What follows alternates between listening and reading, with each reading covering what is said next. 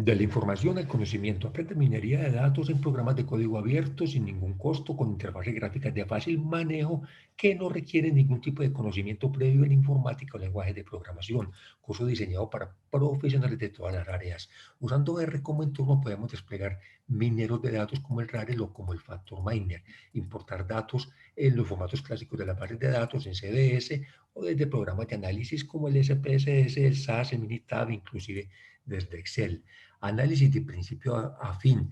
HIGO significa garbage in, garbage out. Si entramos basura a un proceso, obtenemos basura a la salida. Herramientas de cambio de escala y estandarización que permiten mejorar el análisis, qué hacer con los datos faltantes, cómo detectarlos, si debemos cambiarles los valores, si debemos eliminar los registros que tengan esos datos faltantes, cómo detectar y qué hacer con los datos atípicos, recodificar las variables, cambiarles de escala, pasarlas de escalas cuantitativas a categóricas o a dicotómicas. Esto porque el análisis de información se divide en dos grandes grupos, los descriptivos y los explicativos. Los descriptivos son los que se encargan de clusterizar o de clasificar, y los explicativos son los que se encargan de pronosticar alguna variable con base en la información que hay en toda la base de datos. Pero la herramienta que debemos utilizar siempre depende es del tipo de variable que hay en la base de datos, por eso a veces hay que cambiarla. Los modelos descriptivos nos ofrecen unas herramientas gráficas para los informes bastante amigables, como este endograma tipo 3D que nos está agrupando los individuos en los diferentes clústeres. Lo podemos también ver en dos dimensiones, o si tomamos una vista superior, ver un mapa factorial donde vemos los individuos agrupados en los diferentes clústeres, y en el mapa de correspondencias, además de los individuos, vemos las variables que están agrupando los individuos en un clúster y que los están diferenciando de los otros clústeres. Los dendogramas de variables no solamente nos permiten ver qué relación existe entre las variables, sino que nos permiten saber cuánto le aporta cada variable a cada clúster. Las variables hay que verlas como vectores. En este caso, tenemos un mapa de individuos y un mapa de variables. Si vemos a los individuos y las variables como vectores, podemos encontrar el coseno del ángulo que forman los vectores, y eso sería el coeficiente de correlación, ya hablando en términos estadísticos. Si juntamos los dos mapas en uno solo, pues vamos a tener el análisis de correspondencias. La reducción de variables, cuando en una base de datos hay variables que tienen mucha correlación, para la herramienta de análisis eso puede significar información redundante. Entonces, para simplificar el sistema, toma todas esas variables que tienen alta correlación y las representa con una componente. De esa manera simplifica mucho el problema.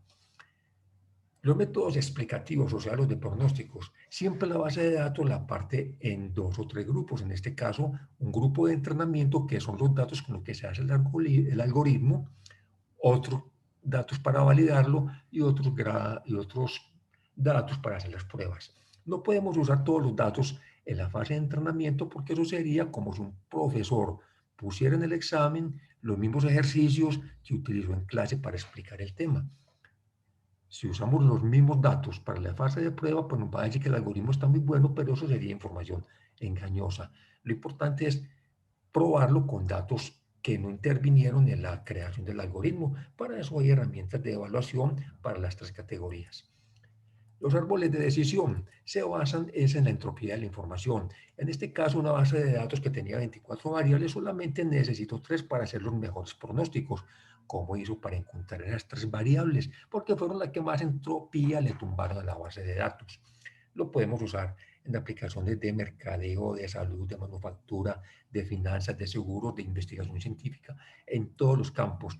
Tienen la gran ventaja de que combinan todos los tipos de variables, y además tenemos otras herramientas con base en los árboles de decisión, como los bosques aleatorios, que corren varios árboles de decisión al mismo tiempo con diferentes particiones, para así limar un poco el efecto de los datos extremos.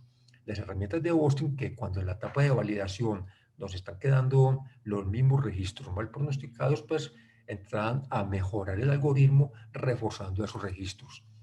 Las cartas de riesgo, mediante el cálculo de sensibilidad y especificidad, nos permiten saber qué tan buenos fueron los pronósticos hechos con estas herramientas. Pero además nos permite hacer muestreos inteligentes. Son muestreos que no se basan en procedimientos aleatorios, sino que el muestreo se hace con base en el perfil. O sea, los que tienen determinado perfil son los que tienen más probabilidad de caer en la muestra y así vamos a tener muestreos más eficientes y más rentables. Análisis de asociación, conocido como el modelo Amazon, es aquel que nos recomienda unos productos con base en los productos que ya hemos comprado, o ese modelo que usa Netflix para recomendar unas películas con base en las películas que ya ha visto. Esta es una base de datos de una agencia de turismo que recomienda unos sitios a los clientes con base en los que ya ha visitado. Son algoritmos de inteligencia artificial que tienen aplicación en salud, en investigación científica, en mercadeo, en todo lo que usted quiera. Las redes neuronales son algoritmos de inteligencia artificial o algoritmos de autoaprendizaje. Estos nodos simulan las neuronas de un cerebro humano y la forma como se comunican las capas neuronales unas con otras y qué valor se le agrega cada vez que pasa por una capa neuronal. Es prácticamente todo lo que tiene que ver con la robótica y estas herramientas de minería de datos nos ofrecen redes neuronales. En este curso va a aprender cómo ingresar los datos y cómo interpretar los resultados. Y vamos a ver también algo de cómo funcionan estas redes neuronales. Minería de datos. No se conforme con tener mucha información, tiene que convertirla en conocimiento para poderla aprovechar.